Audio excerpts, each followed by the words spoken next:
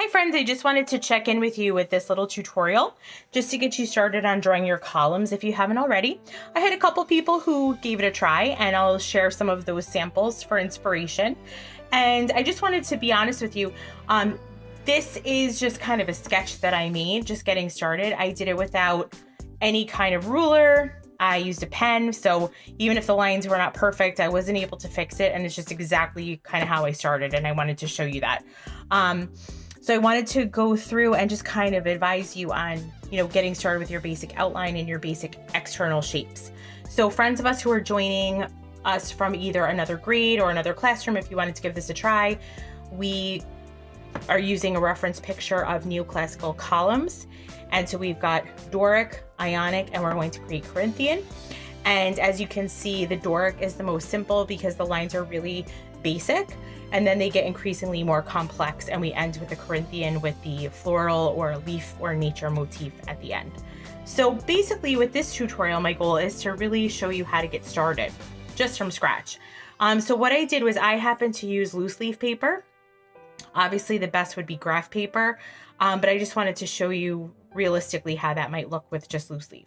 So I went ahead and you'll see I started from the top in this case.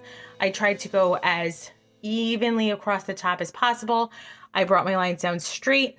I made some diagonal lines in.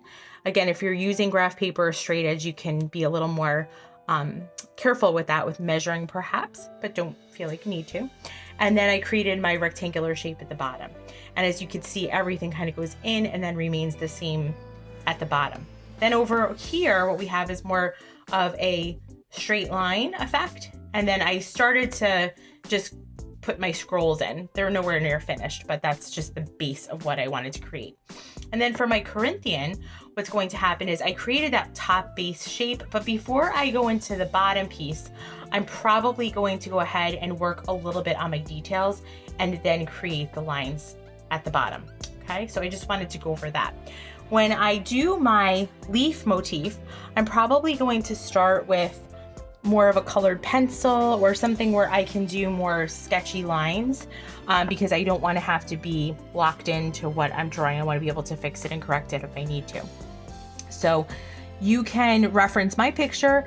You're welcome to look for other, leaf motifs as well. So you can create your own.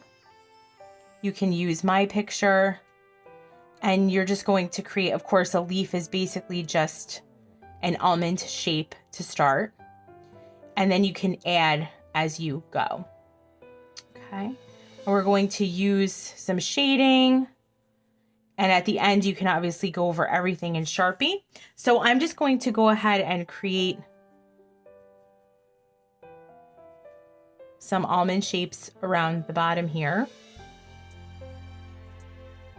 and continue like that all around. So this, I'm going to spend a little bit of time with those details first before I continue along. But again, I just wanted to really get you started on how to create the basic format and at least begin. So I hope that helps, and thanks for joining me.